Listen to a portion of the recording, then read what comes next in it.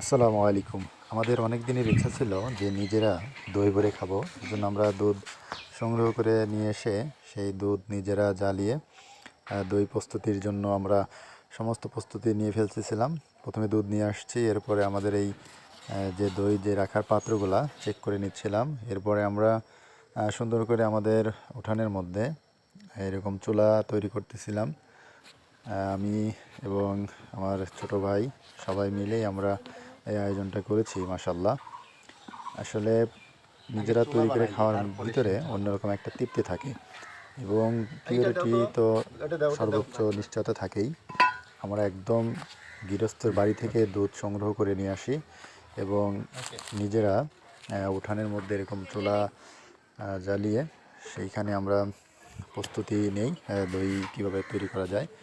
আমরা এইখানে প্রথমে এই পাতিলটা নিয়ে সেই পাতিলের মধ্যে আমরা দুধ নিয়েছিলাম হচ্ছে 12 কেজি। 12 কেজি দুধ নিয়েছিলাম এবং আমাদের যে পাতিলটা হচ্ছে আমরা প্রথমে একটু মাটির একটা প্রলেপ দিচ্ছিলাম যাতে করে কালি সহজে উঠে যায়। এরপর আবার প্রথমে দুধ ঢেলে দেই। দুধ ঢেলে দেওয়ার পরে সেই দুধটা আমরা একটা কাঠি দিয়ে পরিমাপ করে রাখি যে আসলে কতটুকু দুধ আমরা পাত্রে রাখলাম। কেননা দই তৈরির জন্য যে পরিমাণ আপনি দুধ নেবেন তার সাথে আপনি পানি অ্যাড করার পরে সেই পানিকে জাল দিয়ে শুকায়া দই আপনার আবার সেই দুধের সমপরিমাণ পরিমাপে জাল দিয়ে শুকাইতে হবে। এরপরে আবার চিনি দিতে হয়। সেই চিনি দেওয়ার পর আবার দুধ বাড়তি হয়, আবার সেটাকে জাল দিয়ে আবার দুধের সমপরিমাণ নিয়ে আসতে হয়। এইভাবেই দইয়ের প্রক্রিয়া সম্পন্ন করতে হয়। দেখতে পাচ্ছেন আমরা বিভিন্ন ভাবে লাকড়িগুলা নিয়ে এসে চুলা জ্বালিয়ে দিয়েছি। আসলে অনেকক্ষণ চুলার পাড়ে দাঁড়িয়ে এই দইয়ের সম্পূর্ণ প্রসেস তৈরি করতে হয়। এক মুহূর্তে এখান থেকে আসলে অন্যদিকে ফেরানোর কোনো সুযোগ থাকে না। কেননা এক মুহূর্ত যদি আপনি দুধ নাড়াচাড়া না করেন তাহলে পাতিলের নিচে দুধ লেগে যাবে, আর লেগে গেলেই সেই দুধটা আসলে অন্যরকম একটা ব্যাড স্মেল চলে আসবে। যার কারণে আমরা এখানে সারাক্ষণ এই দুধটা নাড়তেছিলাম পাতিলের মধ্যে যাতে করে দুধটা ভালো থাকে এবং এটা সহজে নষ্ট না হয়। এক পর্যায়ে একজন নাড়ার পরে আবার আরেকজন নাড়তেছিলাম, আর সবাই মিলে আমরা কাজটা করতেছিলাম। মাশাল্লাহ, আশা করি আমাদের দইটা অনেক সুন্দরভাবে হবে।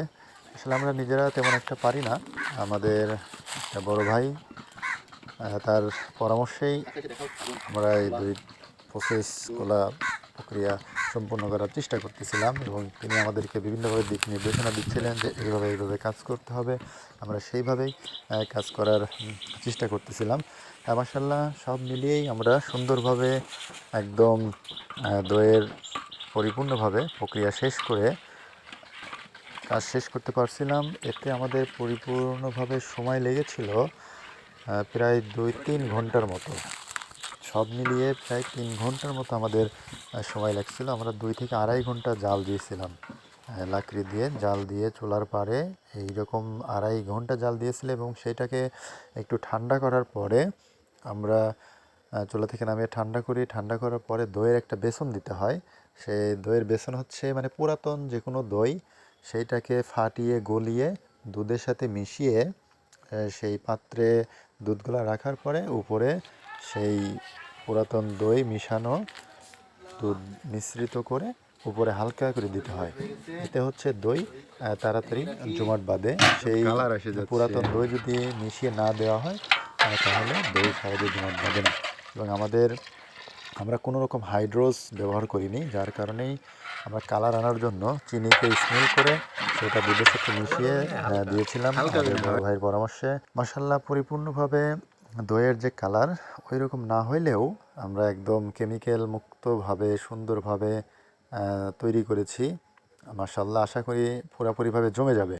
আমরা এখানে প্রত্যেকটা পাত্রের পরে এটা আমরা সুন্দর করে একদম ঢেকে দিয়েছিলাম যাতে করে কোনো রকম এর থেকে গরম হাওয়া বাইরে না আসে।